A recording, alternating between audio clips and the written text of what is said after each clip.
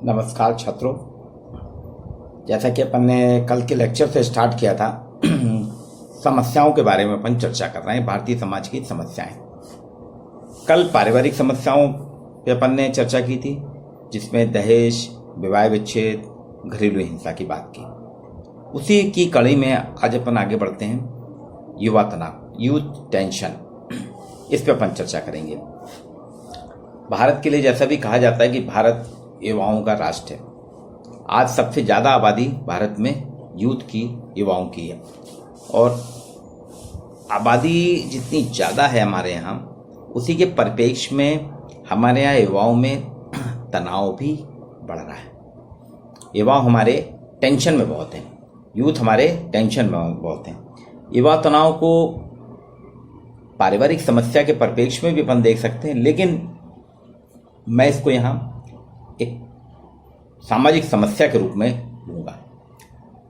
युवा तनाव को युवा असंतोष, छात्र असंतोष से जोड़ के देखा जाता है। आज आप किसी भी यूनिवर्सिटीज़ को देख लें, भारत में जितनी भी यूनिवर्सिटीज़ हैं और भारत के जितने नामी ग्रामी यूनिवर्सिटीज़ हैं, इसमें टीवी हेडलाइंस, न्यूज़पेपर में कोई दिन ऐसा नहीं जाता वहाँ आंदोलन ना हो या वहाँ पे युवा आंदोलित ना होता। अभी कितने ताज्जुब की बात है कि ये पिछले 20 दिनों से हमारे यहाँ जो लॉकडाउन चल रहा है कोरोना वायरस के लेके, इस भीषण इसमें, जिसमें कि सभी यूनिवर्सिटी हॉस्टल खाली हैं, यूनिवर्सिटियाँ बंद हैं, सब कुछ बंद है टोटली, तब भी JNU, जवाहरलाल नेहरू यूनिवर्सिटी ने आंदोलन किया। वहाँ पे भी आंदोलन की बात हुई। यानी भारत में शैक्षणिक संस्थान में युवा हमारे कहीं ना कहीं, किसी ना किसी रूप में, भारत के युवा, चाहे वो JNU हो, चाहे दिल्ली यूनिवर्सिटी हो, BHU बनारस हिंदू यूनिवर्सिटी हो, सागर यूनिवर्सिटी हो, जबलपुर यूनिवर्सिटी हो, पटना यूनिवर्सिटी हो, हैदराबाद यूनिवर्सिटी हो, मुंबई यूनिवर्सिटी हो, इलाहाबाद यूनिवर्सिटी हो, ये मैं कुछ यूनिवर्सिटीज़ के नाम बता रहा हूँ। यहाँ पे छात्र कहीं ना कहीं आंदोलन होते हैं। जबलपुर में आप देखेंगे आए दिन, अभी बंद है, लेकिन आए दिन रानी दुर्गावती विश्वविद्यालय में किसी न किसी छात्र संगठन के द्वारा ज्ञापन दिया जाता है, प्रदर्शन किया जाता है। कभी इतना ज़्यादा बढ़ जाता है कि पुलिस को उनको भगाना पड़ता है। तो ये सब चीज़ों को लोगों ने कहा ये छात्र तनाव है। छात्र युवाओं का असंतोष जो है उसको छात्र तनाव से लिया गया है। WS बीवर कहते हैं सामाजिक समस्या, उसने इसलिए कहा सामाजिक समस्या, WS बीवर ने, एक ऐसी दशा होती है जिसमें चिंता, तनाव, संघर्ष, नैराश्य उत्पन्न होता है और जो व्यक्ति की आवश्यकताओं की पूर्ति में बाधा डालती है, उसको उसने सामाजिक समस्या। इसलिए युवा तनाव को, यूथ टेंशन को सामाजिक तनाव के परिप्रेक्ष्य में देखा जाता है। पॉल लैंडिस कहते हैं सामाजिक समस्याएं व्यक्ति की कल्याण संबंधी अपूर्ण आकांक्षाएं। जब हम अपने कल्याण के लिए, व्यक्ति के कल्याण के लिए उनकी आकांक्षाओं की पूर्ति नहीं कर पाता समाज, तो व्यक्ति में या यूथ में या किसी में भी तनाव की स्थिति होने लगती है और फिर वो समस्या का रूप ले लेती है। युवाओं में, यूथ में असंतोष एवं आक्रोश होता है। कोई भी यूथ ऐसा नहीं है, आज नहीं पहले से आप देखेंगे सारे यूथ में असंतोष और आक्रोश होता है। आप थोड़ा पीछे अपन चलते हैं, आज़ादी के दौर में आप देखेंगे हमारे यहाँ सरदार भगत सिंह, चंद्रशेखर आज़ाद, सुभाष चंद्र बोस, ये सारे युवा थे और इनमें जबरदस्त असंतोष या आक्रोश था। इनका आक्रोश, असंतोष क्या था? अंग्रेज सत्ता की खिलाफत, अंग्रेजों के अत्याचार के खिलाफ इनमें असंतोष था। उस वक्त इनका मूल उद्देश्य था कि देश को आज़ाद कराना है। इसके बाद भी देखिए एक लंबा दौर चला, है ना, चंद्रशेखर आज़ाद, सरदार भगत सिंह, सुभाष चंद्र बोस, उसी कड़ी में आप देखेंगे लोकनायक जयप्रकाश नारायण भी थे, है ना। कईयों का असंतोष चलता रहा, आज़ादी के बाद भी हुए। और आज देखिए यहाँ पे कहीं ना कहीं यूथ जो है हमारा आंदोलनरत रहता है। तो युवाओं में असंतोष, आक्रोश, ये तनाव, असंतोष कई रूपों में होता है। आपने देखा इसको फिर यूथ क्या करता है? तोड़ फोड़ करता है, आगजनी करता है, मारपीट करता है, हड़ताल करता है, घेराव करता है ना। और ये सारी चीजें कहीं ना कहीं एक परिप्रेक्ष्य में प्रदर्शित होती है। उससे लगता है कि नहीं, हमारे युवा आंदोलित हैं। कुछ लोगों ने तो यहाँ तक कहा कि भारतीय युवकाओं, भारत की जो यूथ है, इंडियन यूथ हैं, इनमें अनुशासनहीनता बहुत ज़्यादा है। आज़ादी के बाद से हमारे यहाँ शैक्षणिक संस्थानों में जो तोड़ फोड़ और जो अराजकता का माहौल बना है, उसके लिए कहा जाता है, कई स्टडीज आई हैं कि भारतीय युवा जो है, इंडियन यूथ बहुत अनुशासनहीन है। युवकों में व्याकुलता है। आप देखेंगे युवकों में हमारे यहाँ के व्याकुलता, असंतुष्टता है, छात्र असंतोष ही युवा तनाव माना जाता है। और यूथ अनरेस्ट, इसको 3 चीज़ों में देखा गया है। यूथ अनरेस्ट है ना, यूथ एक्टिविज्म और यूथ अनरेस्ट। ये चीज, युवा असंतोष, विद्यार्थी असंतोष और युवा तनाव। युवा तनाव यानी यूथ टेंशन, यूथ एक्टिविज्म युवाओं की सक्रियता और यूथ अनरेस्ट युवाओं का असंतोष। युवा असंतोष वास्तव में किस लिए होता है? युवाओं में अति सक्रियता का दुष्परिणाम है। बहुत ज्यादा एक्टिविज्म हो जाता है, उसका साइड इफेक्ट युवा असंतोष है। युवकों द्वारा अपने हित में या किसी उद्देश्य की पूर्ति के लिए किया गया, अपने हित में या किसी उद्देश्य की पूर्ति के लिए किया गया वह व्यवहार जो साधारणतः सामान्यतः परंपरागत व्यवहार प्रतिमान के साथ मेल नहीं खाता हो। जो हमारे परंपरागत व्यवहार प्रतिमान होते हैं उसके अलग हटके अगर कोई यूथ अपने किसी उद्देश्य की पूर्ति के लिए ऐसा कोई जो उसके हित में हो या समाज हित में हो व्यवहार करता है तो उसको युवा असंतोष के रूप में कहा गया। एच.एस. अस्थाना, सुमा चिटनिस ने अध्ययन करा है। इनके भारतीय युवाओं के अध्ययन में इन्होंने कहा, इनका किसी संगठन में अनुशासन, उसके नियमों, किसी संगठन में अनुशासन, उनके नियमों, विधि विधानों, परंपराओं के प्रति आदर और उनके पालन में निहित होता है। इसका उल्लंघन करना ही विद्यार्थी अनुशासनहीनता कहलाता है। अब छात्र असंतोष की विशेषताएं अगर आप देखिए क्या है, किन इनमें कैरेक्टरिस्टिक्स, इनकी विशेषताएं क्या हैं जिनके कारण समाज में छात्र असंतोष बढ़ रहा है। पहला, शिक्षा। हमारे यहाँ की जो शिक्षा है उसने रोजगार कम दिए हैं, रोजगार विहीन पुरुषों को बहुत ज़्यादा दिया है। यानी हमारे यहाँ जो शिक्षित होकर निकल रहे हैं उनको रोजगार नहीं मिल रहे हैं। तो शिक्षा प्रणाली यानी रोजगार विहीनता जो है युवाओं के आक्रोश का एक कारण है।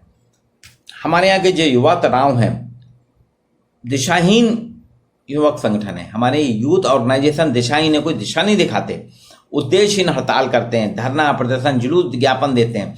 जितने भी ज्ञापन दिए जाते हैं अगर आप कभी उनका एनालिसिस किया जाए, किसी भी एक विश्वविद्यालय को आप ले लीजिए और साल भर में मिलने वाले ज्ञापन या किसी एक कॉलेज के ले लीजिए, तो उनमें ज्ञापन प्रदर्शन का अगर आप एनालिसिस करेंगे तो उनमें से अगर आपको 100 ज्ञापन मिले तो 100 ज्ञापन में से मैं गारंटी के साथ कह रहा हूं कि उसमें से मुश्किल से 3 या 4 ही वांछित होते हैं, बाकी सब ऐसे ही रहते हैं। यानी युवाओं में जो असंतोष है, दिशाहीनता है, संगठन भी उनको दिशाहीनता की ओर ले जा रहे हैं।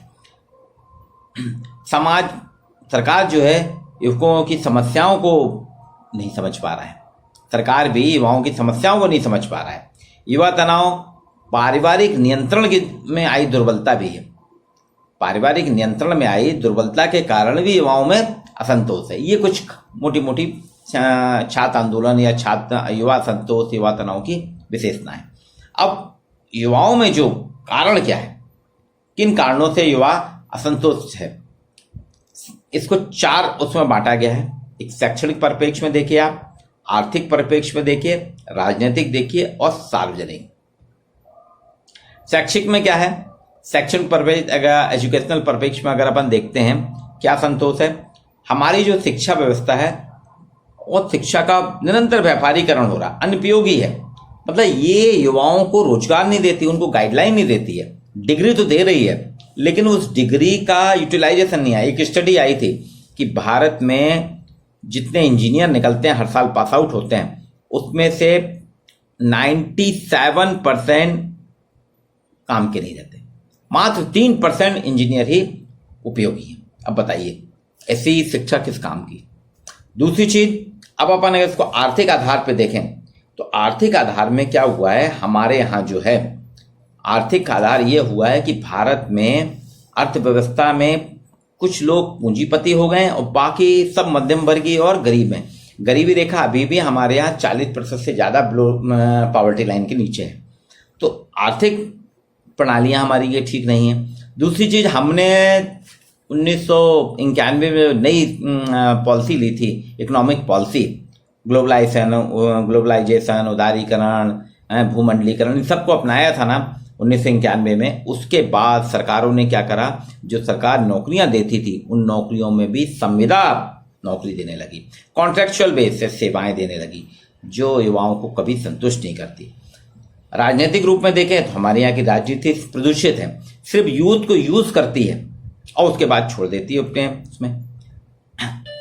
सामाजिक उसमें देखें, सार्वजनिक रूप से, तो उसमें हमारे यहाँ पीढ़ी अंतराल है, युवा और बुजुर्गों के बीच में एक गैप है जो उनको असंतुष्टि की ओर ले जाता है।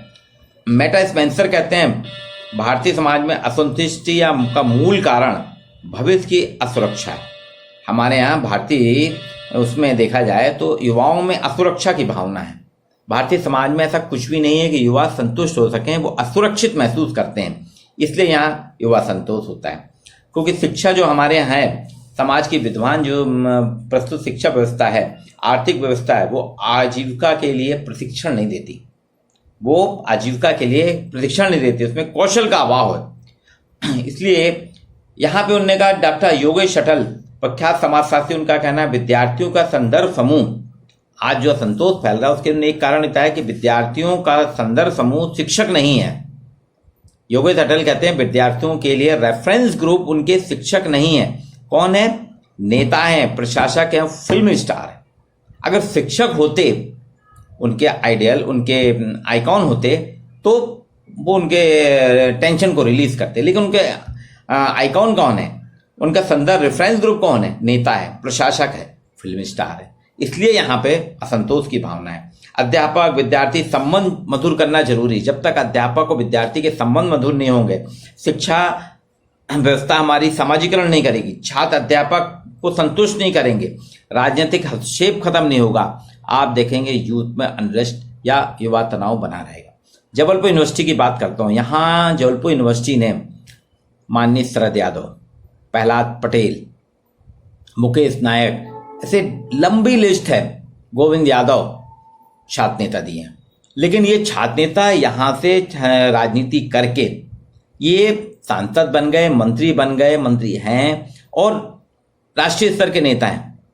लेकिन इसके बाद इन्होंने यूनिवर्सिटी लेवल पे यहाँ के अपने अनुयायियों को उतना मार्गदर्शन नहीं दिया। मैंने कहा ना, आज क्या है, आइडियोलॉजी बदल गई यूथ की। योगेश अटल जी ने सही कहा कि छात्रों का उद्देश्य सिर्फ नेता है, उनका रेफरेंस ग्रुप टीचर्स नहीं है, और इसीलिए युवा तनाव बढ़ रहा है। तो युवा तनाव आज के लिए सबसे महत्वपूर्ण है। युवाओं के लिए, युवाओं को सोचना होगा, उनको शैक्षणिक व्यवस्थाओं की ओर हमें आना होगा। शिक्षण संस्थाओं से उनकी जो दूरी हो रही है वो उनको असंतोष की ओर ले जा रही, असंतुष्टि की ओर ले जा रही है, इसलिए इसे रोकना होगा। आज के लिए छात्रों इतना ही। कल फिर एक नए विषय पर अपन चर्चा करेंगे।